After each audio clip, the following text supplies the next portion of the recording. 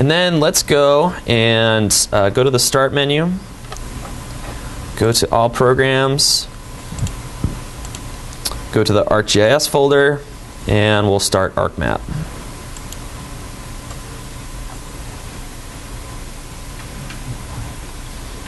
All right, when we start up Arcmap, it brings up this box here, this Getting Started box, and it lists all the recent projects or map documents that we've worked on, and since we were working with the Arnold Arboretum before, it has that listed.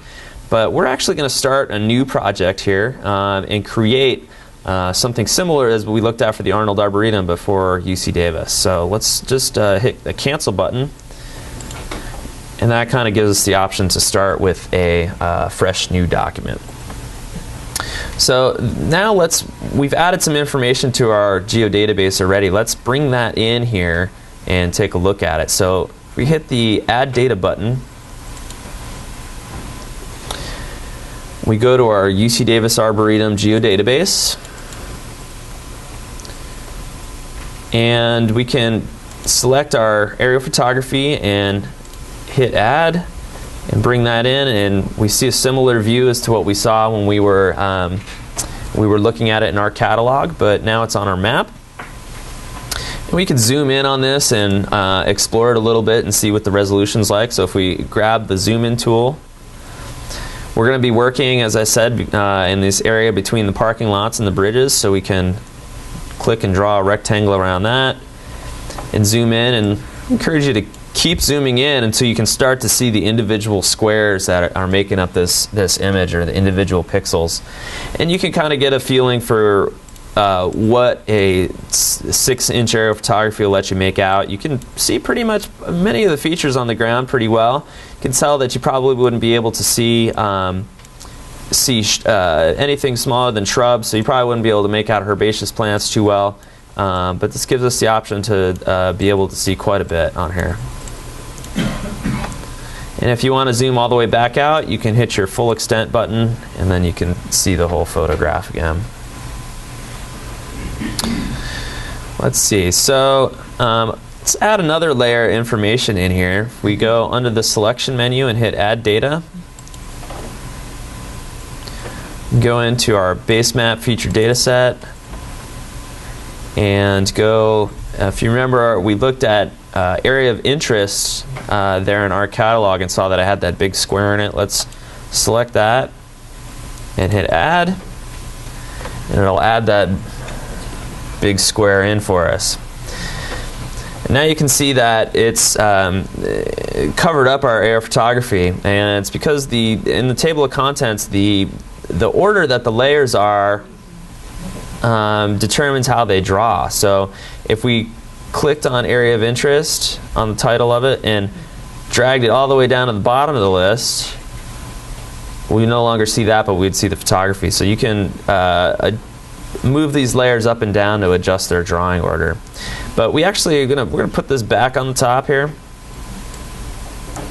So click and drag it back to the top, and what we can do is actually just make it see-through so that we can see what's under it but still see its border. So if we double click on this guy, or right click and hit Properties, and go over to the Symbology tab, we can change the way that this thing looks. So right now it automatically comes in so that it's showing each different subtype of this particular feature class with a different color. So area of interest subtypes, we can have a construction area of interest. So maybe you got a construction project going on you want to draw a boundary around. You can have a data set extent, and that's actually what this is. This is the extent of our data set, so the bounding box around the outside of our data. You may have an event area that you want to draw a boundary around, a renovation project that's in progress, or even a research project. So you can use this feature class to draw the boundaries around all sorts of different things. So really, we only have one thing in here, and I just kind of want to draw this with one symbol for now. So we can actually click on Features here, and instead of drawing different colors for different categories, we can just use one symbol for the whole feature class. So we'll click on Symbol here, and then from this little symbol library that comes up, you could pick all sorts of different symbols for it. I just want a hollow box, So I'm going to click on that. And then I'm going to make the outline a little wider so that it has a nice border. I'm going to put it up to 2 next to outline width. And then hit OK. It gives you a preview of it. And you hit OK. Now you can see we've just got a nice bounding box around the edge of our data set. And now if our photography we received from our local government was really large and it included a lot more area than we were interested in, it may end up taking up a lot of room on our hard drive and be pretty slow. You could use some tools in the Arc toolbox that I talked about earlier to clip our photography down and throw away all the information that's outside of our bounding box here that we've created. So that might be an option if you get too much data. Could you repeat what you just said? Yeah, so we can use, if we wanted to, if you received photography from your local government or from some other source, and it was really large, sometime maybe it included like your whole town instead of just your garden, and you wanted to just, clip that away so it doesn't take up so much room on your computer and it works a little bit faster. You could use some of the tools in the Arc toolbox set of tools that we looked at briefly to actually clip that down. So I could search. If you go to just so you don't have to follow along here, I'll just demonstrate. Under Windows, I could go to Search, and I could search for a tool. Click on Tools here, and I could type in Clip.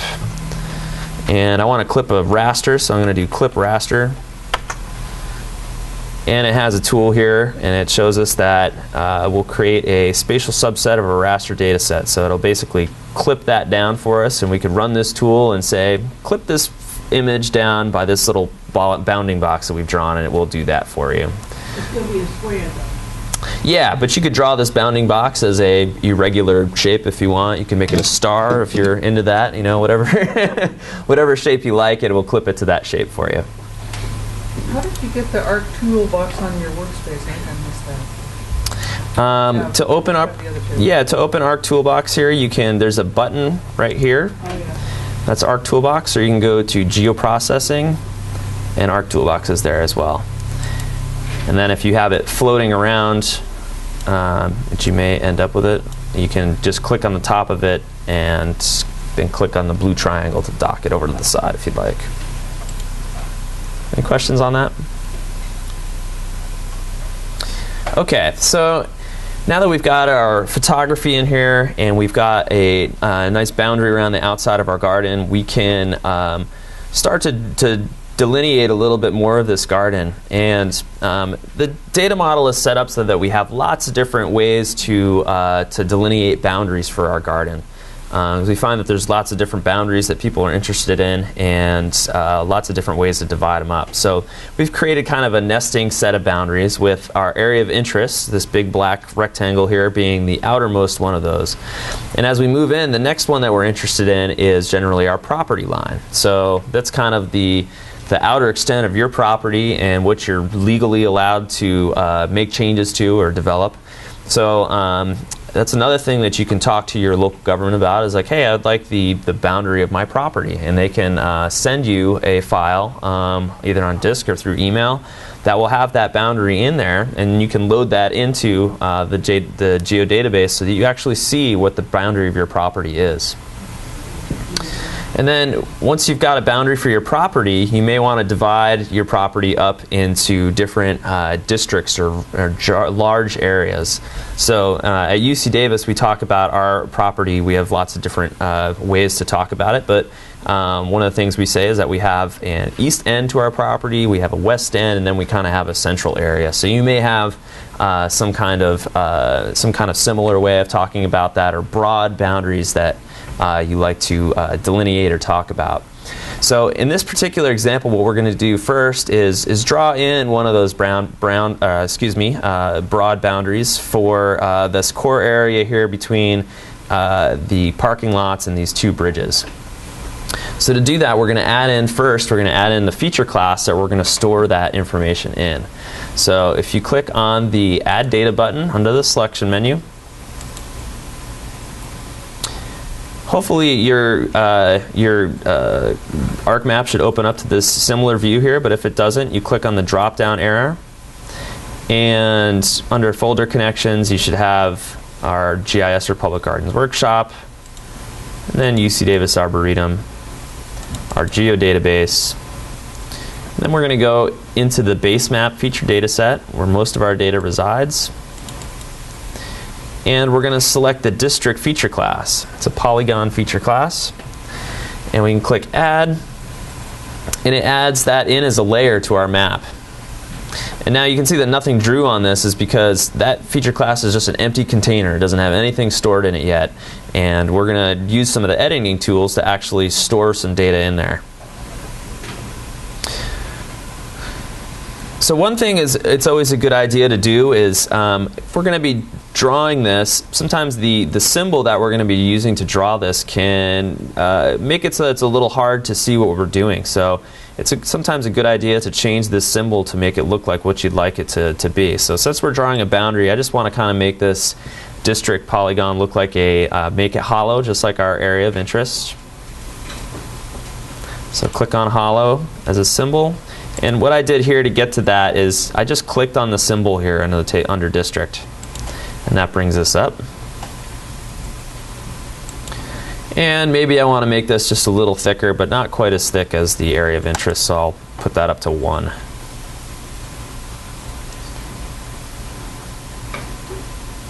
And I'll click OK. And now when I draw in any features on the map, they will display with this symbol, so they'll have a black outline and won't be filled in. Okay, so to be able to start drawing in the boundaries of this district, it's always a good idea first to zoom in to the area you want to draw your boundary around. So I'll grab the zoom in tool and click and drag a rectangle around the area I'm interested in. And now today all of our exercises are going to be kind of quick and dirty, and we're not going to be focusing a lot on data quality. So if you were going to be doing this same exercise for your garden and you wanted to do it right the first time, you would probably zoom in a lot further than I'm going to zoom in.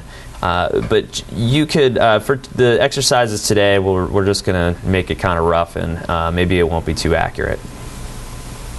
Okay, so now we're ready to start drawing the boundary of this area on our map. And to do that, I mentioned the kind of edit mode that we go into when we're actually making changes to data.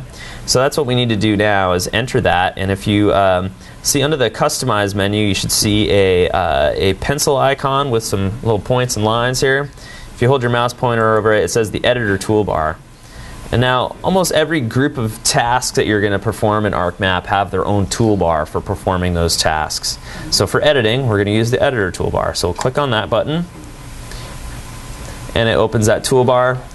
And then you can click and drag and move that toolbar wherever you'd like to get it out of the way. We're going to use this one a lot, so I'm going to keep it up here at the top so you guys can see it.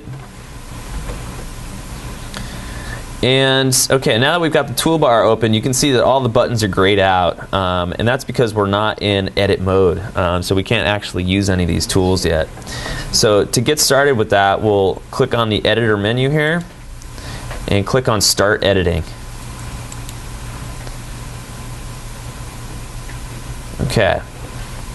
And then you can see that it opens up this this palette of information over here on the right called Create Features.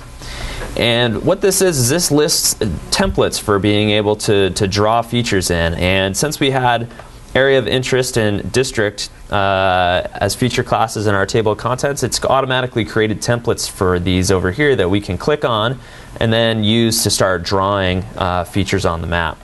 So unfortunately this palette has kind of blocked out my view, so I want to get the area that I want to work with a little bit more centered, so I'm going to use the pan tool and move this so that I can see everything that I want to work with.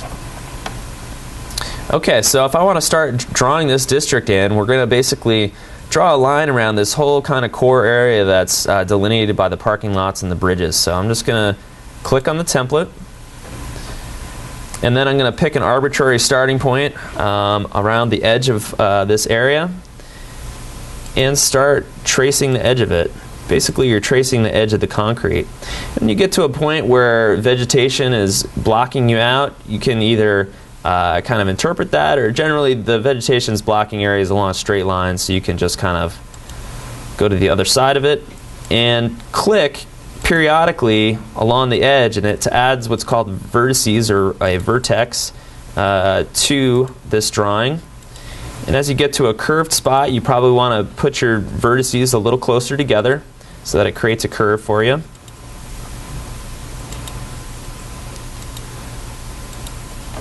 And just keep clicking and drag and clicking and moving around the edge of this area.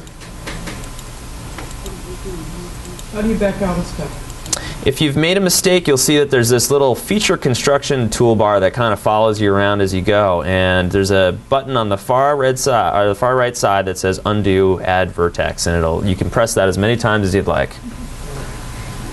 If this toolbar gets in the way, you can just click on the top of it and drag it to wherever you want, but it tends to follow you around.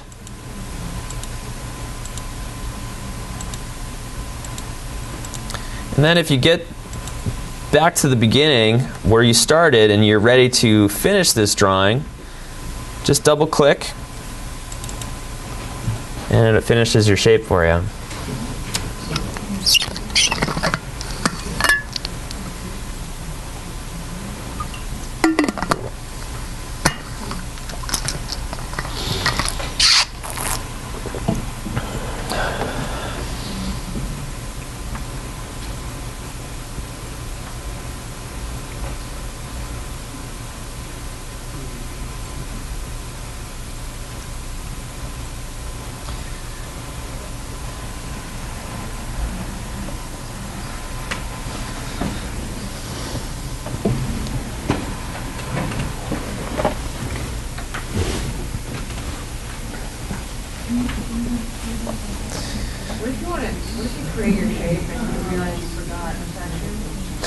If you'd like to, you can edit it. So once you're done and you've closed it and you get this kind of blue line around the outside, that means that shape is selected. It's when it's got the blue on it. If you'd like to be able to edit it, on the editor toolbar, right next to the word editor, there's a tool called the edit tool. Grab that tool and then double click on your shape, and it will bring the vertices back up, and then you can highlight one of the vertices or roll your mouse pointer over it until it changes to this cursor here. Click on it and then drag and reshape that thing as you need to. And if you need to add additional vertices in, you can right click anywhere on that line that you want to add one and then do Insert Vertex, and it'll give you another little green square that you can also click and drag.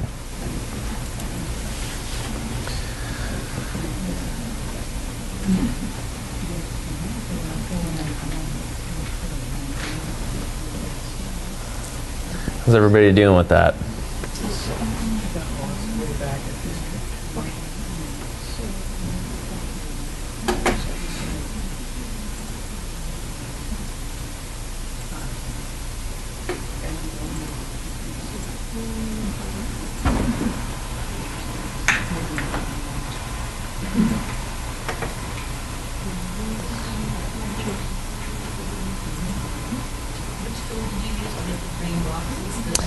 Yeah, if you'd like to edit it, use the editor tool. It's right next to the word editor on the editor toolbar. And it looks like a little arrowhead. And then you just double click on the feature you want to edit, and it brings up the vertices, which you can then put your mouse pointer over the vertices until the cursor changes. Click on them and drag them wherever you need them to go.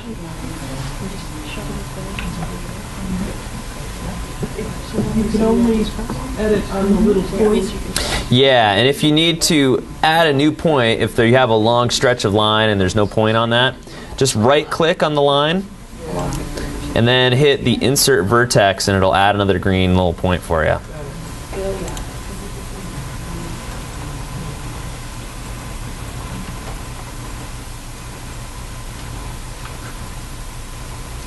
How we doing?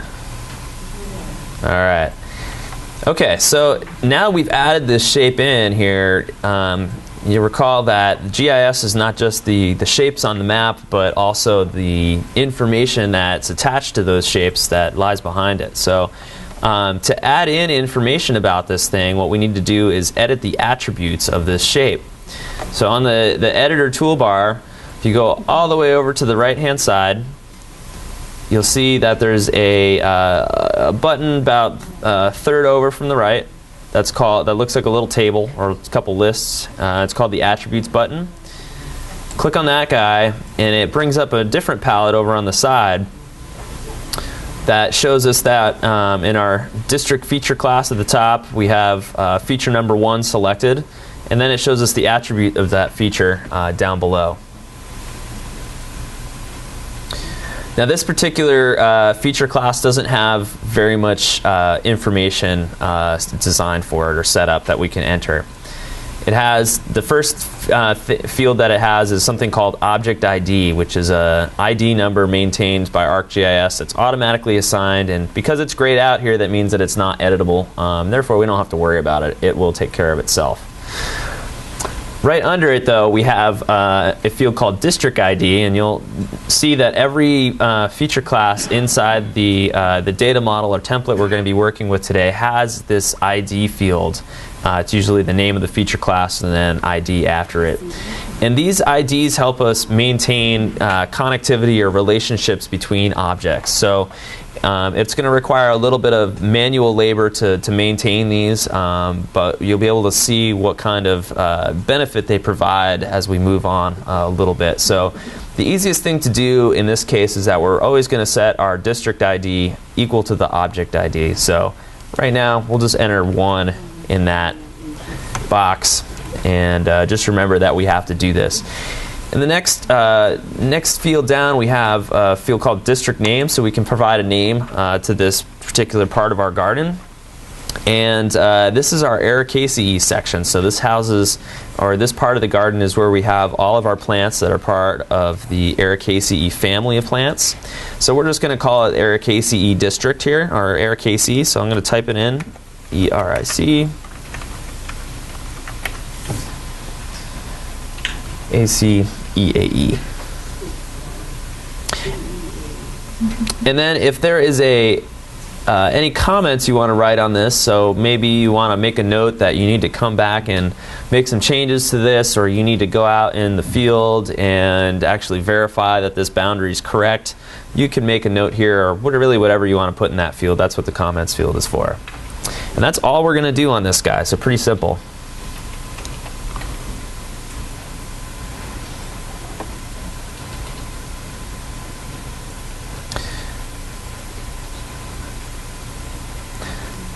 And then if we're happy with the changes that we've made here and we want to save these, it's always a good idea to save often. Arcmap, just like most other programs, has the capacity to crash right when you're in the middle of a big project. So it's always a good idea to save your work. Now there's 2 different ways that you save things in ArcGIS. Same thing here. Let these guys catch up. Now I need to get out of it. So to save the edits and the changes that we've actually made to our data or the database itself, we do the Save Edits. So under Editor Toolbar, this drop down, click on Save Edits, and that means that the program crashes, we haven't lost this shape that we've drawn in or any of these fields that we filled in. And if we additionally want to save the view that we're looking at of the data, so the way that these layers that we've added in here, the way that they're symbolized, where we're zoomed in on the map, we save that as part of the map document. So from the File menu, you hit Save, and then determine where you want to save this. And I want to save this with the rest of my data. So I'm going to go to the computer icon on the left, to the C drive, to the GIS for Public Gardens Workshop folder. And this is for UC Davis Arboretum, so I'll save it in there. And I'm just going to call it the same name as what we're working with. I'm just going to name it UC Davis Arboretum. But you could name it anything you want. that makes sense to you. That's it. Yep. And again, just when we click on the editor and we make changes, we're changing the file in Arcmap, or we're changing it in the catalog at that point? When you start editing, we're changing the data that is in our geodatabase, so that little gray cylinder that we've been looking at.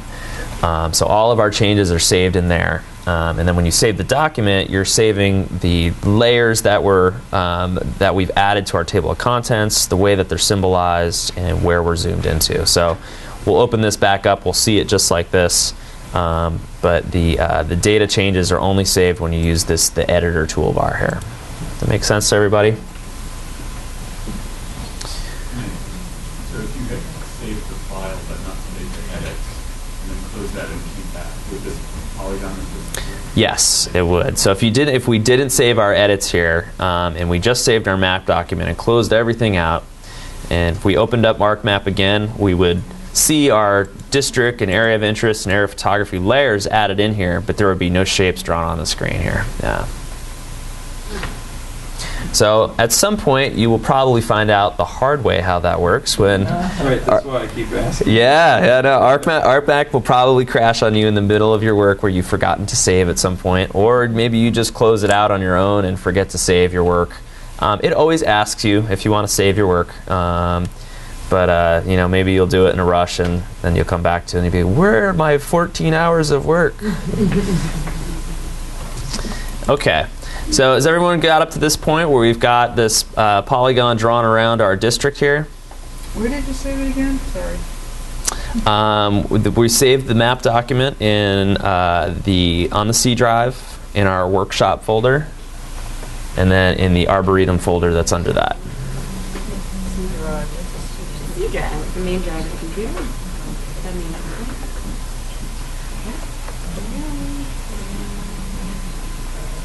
Okay, so we were talking about boundaries before, and we were kind of moving to smaller and smaller scale boundaries. If we move from the area of interest or the extent of our data set down to the property of our institution, and then inside of that, we've divided our property now up into districts, and we could draw several of these districts in. We're just going to focus on one today. The next level of kind of division that we have is we divide our districts or our major divisions up into sections. And sections can be thought of kind of the same way that you may think of gardens. So you may have, like, for instance, at the Arnold Arboretum, we have the Explorer's Garden. And that's kind of analogous to sections. You may have a native plants garden at your botanical garden. That could be delineated as a section of your garden. And generally, the way that these things work is that we try to divide our districts up into contiguous or adjacent sections, so that we're going to divide this district here up into two sections that fill up the entire district, so that there's no gaps in between anything, and every piece of property is in one section or another. Now, so for this particular case here, the way it works at the Arboretum is that the water body serves to divide a lot of our property up. So in this case, we're going to divide this district, the Arcmap district, into a north and south section. So to do that, we're going to first add in our section feature class. So under the selection menu, hit Add Data, and scroll over to the S's.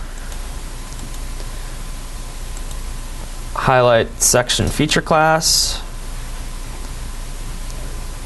and click Add. And that adds it to our table of contents.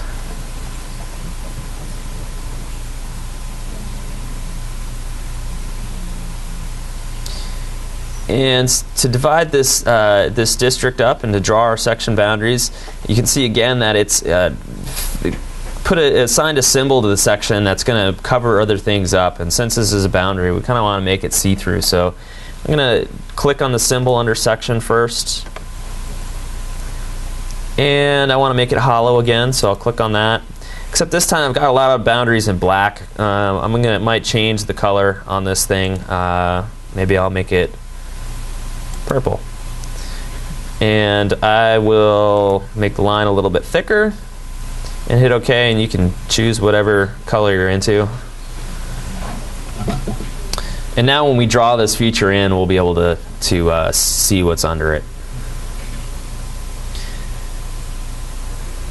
And now if we go to our Create Features palette here, so if you go to the lower right hand corner of the screen, you can get back to our Create Features palette. We can see that since we're in edit mode and we added this new layer in here, it didn't create a template for us, so we can't just click on it and start drawing. So we need to add that template to our list here. So to do that, click on the Organize Template button here under the F in Create Features.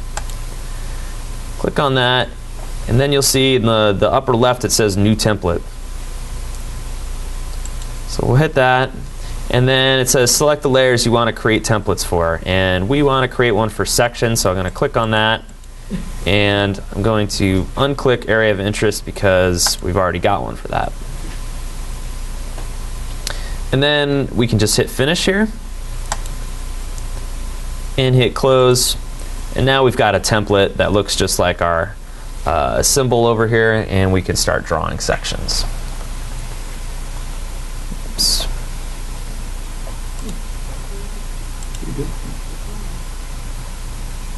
Does everyone have this template in there now? No.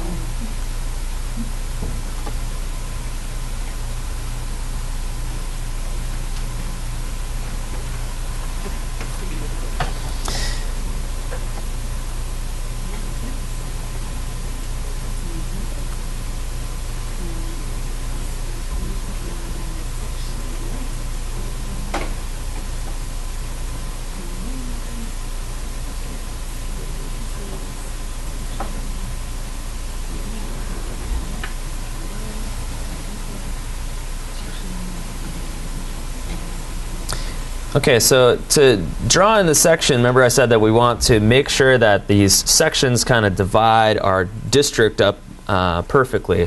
So we want these sections to basically nest inside of our district. So one of the things to be able to do that and make sure that we don't have gaps and everything is nice and draws nice when we print it out is that we want to kind of trace the boundary of the district when it's appropriate, and then we'll divide it kind of down the middle by going down the middle of this water feature here. So one easy way to be able to do that and make sure it lines up well is to be able to kind of use the same vertices that we placed the last time. So to do that, we're going to just click on the section template here to start drawing it. And then if you hover your mouse pointer over the edge of the district, you get what's called a little snap tip, and it's telling you that it's snapping your mouse pointer to the either the vertex or the edge of the district. So you guys see that little pop up there that says district either :vertex or district edge? Well, if you get it so that it says district vertex and click, you'll start drawing just as we did before. So it places a vertex and then it gives you a line. And now if you hold the V key down while your mouse pointer is kind of inside the district, it'll show you all the vertices that we placed before, and then you can just kind of snap right to them, and the mouse pointer will lock onto them, and you can just click every time you get one of those, and it's essentially tracing the line that we already have. And this is called snapping. And if your vertices disappear on you, just let go of the V key and press it again, and they'll show back up. And you can just kind of follow along until you get to the water. Then when you get to the water, you can let go of that V key and then draw a line placing vertices down the approximate center of this water feature. And again, when you get back to the beginning, you can double click and it'll close that polygon for you and highlight it with a blue highlight.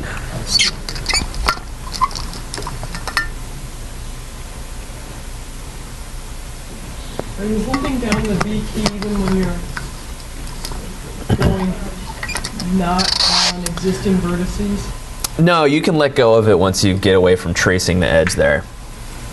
That's only to help you trace. How did you go over that last one? Where So you had to go around and trace the whole thing again? yeah, what we did is just trace the kind of the lower half of it, and then when I reached the water as I was going around, then I just kind of drew a line down the center of the water. Because we're dividing this district into two halves, so we're drawing the first half right now.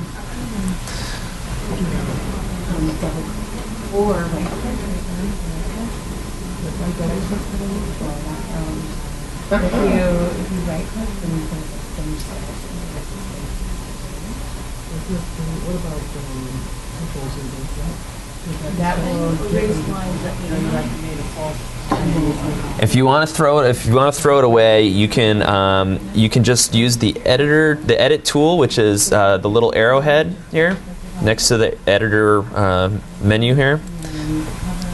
Click on it.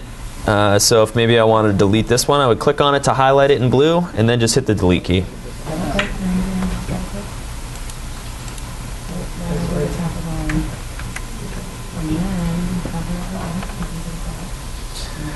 And when you're in edit mode, you can always undo. So as with most Windows programs, you can either go to the edit menu and hit undo, or you can do Control-Z, and that'll back up and delete any mistakes you might have made.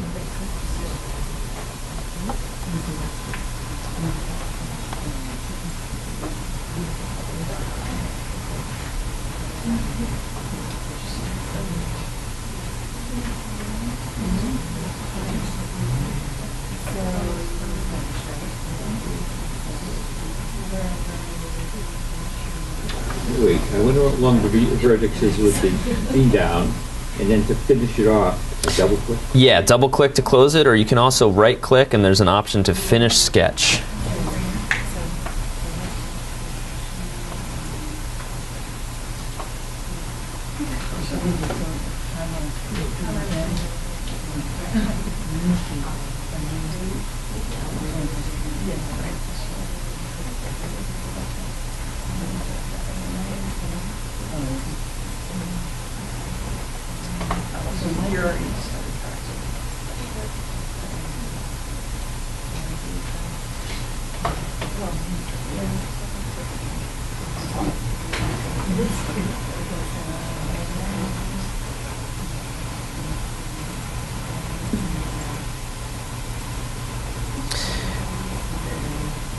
And now once you finish drawing this guy, just like before, we can enter some information about it as we did with the district. So if you remember, we opened the attributes panel here. If you go to the lower right, you should see a little tab for attributes.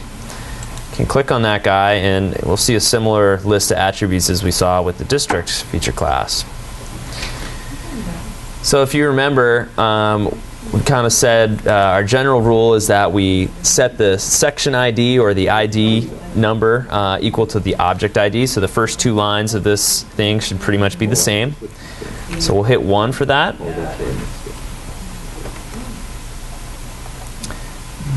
And then under section name, we can type a name for this, and this is going to be our South Arcmap section. So we'll type South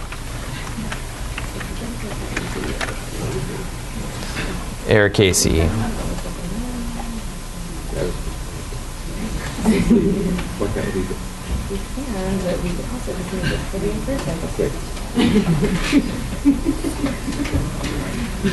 Then you can enter any comments you want.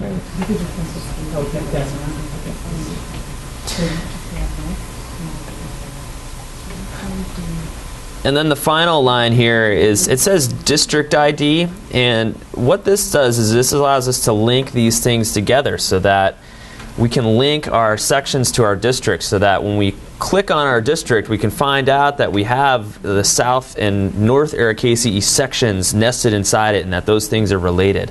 So to do that, we just have to type in the ID number that we assigned this district. So if you remember, we're at the beginning, it was our first one that we created, so it's has a number 1. We just type in that number 1, and now these guys are linked together, and we'll explore that functionality a little bit more in a bit. And then just to finish off, let's draw in our north area KCE section here. And then we'll take a break. Go get some lunch. So to draw in the north area KCE section, we'll go back to our Create Features palette, grab our section template, and then trace in the northern part of this. And I'll click here, I'll start at a corner, and then I'll press the V key so that I can see the vertices. If your feature construction toolbar gets in your way, just kind of move it down under. And if your vertices disappear, you can let go of the V key to make them show back up. Press it again. And I'm just going around here. I feel like there's some pros over here that are doing it faster than I am. And then if you want to see the vertices along the water, you can just move your mouse pointer inside that polygon we drew for the south area KC section, and those vertices will show up by pressing the V key.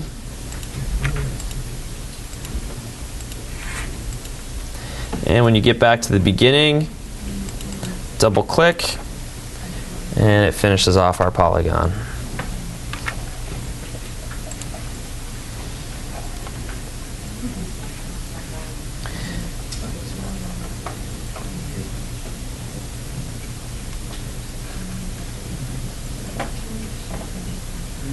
Select all vertices, so you don't have to trace them one by one if you know that you want to use all the previous. There are a couple shortcuts that make it a little bit more for a little bit more advanced users. Like you could take this district and make a copy of it and just slice it down the middle, and it will make two polygons for you. But at this point, we're trying to learn the basic tools here, so we're just going over that stuff. There are easier ways. There's always, with ArcGIS, there's generally 4 or 5 different ways to go about any particular type of thing. So depending on what your particular preference is, there's usually shortcuts for everything. Okay, so if you've gotten this polygon drawn in, we're going to go through the same process here. We're going to go to the Attributes tab in the lower right. We're going to set our ID, our section ID equal to the object ID is 2. We're going to type in a name for it. We're going to call it the North Area KC section this time. Where's the attributes tab? It should be in the lower right-hand corner. If you don't see it, you may have closed it, and you can go to the Editor toolbar, and it's the 3rd button from the right-hand side. And again, we're going to try to link this section to the district that it's part of. So we want to type in the ID number that we gave that district, and again, that was our first polygon we drew, and it's District 1. So we'll type in 1.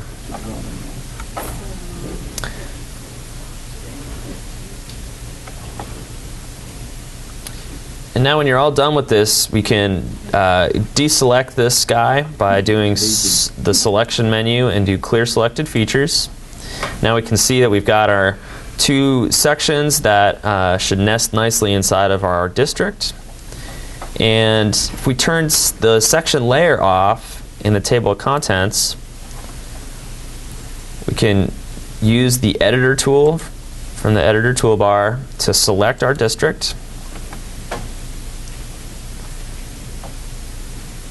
And you can see up in the upper right-hand corner here of the Attributes palette, it shows that we've got our 1 district selected, our Area KCE district. If we press the plus next to that, you can see under it, it has a list of all the things that are, or all the feature classes that are related to district. And you can see that 2 are grayed out because we don't have them added into our document, but 1 is not, that's section.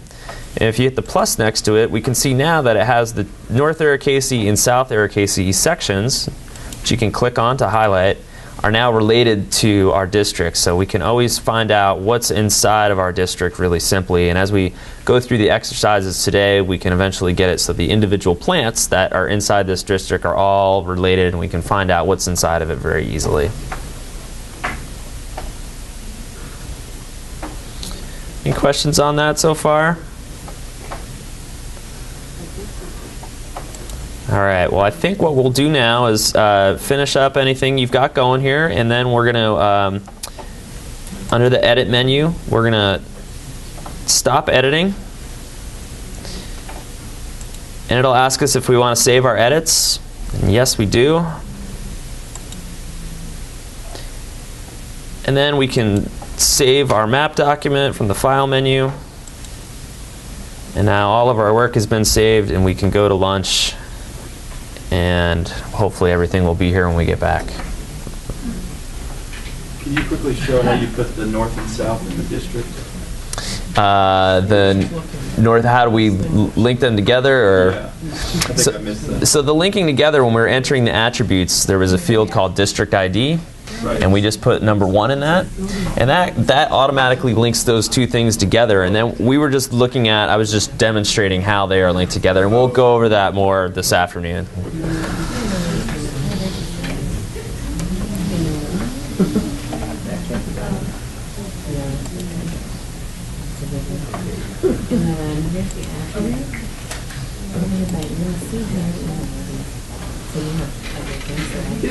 Is this, I've never used it, but Google Sketchpad, SketchUp? Yeah, you can actually use SketchUp with the 3D component. Remember I mentioned Arcscene? That program lets you bring in things from SketchUp, so you could people have done faces of buildings and stuff. Our whole campus has actually been done in Davis with that tool, and then you can see 3D models of the whole campus. It's pretty neat. So yeah, that's all compatible stuff. Do we close out the screen now? You can leave Arcmap open if you'd like, but the most important thing is that you save your work.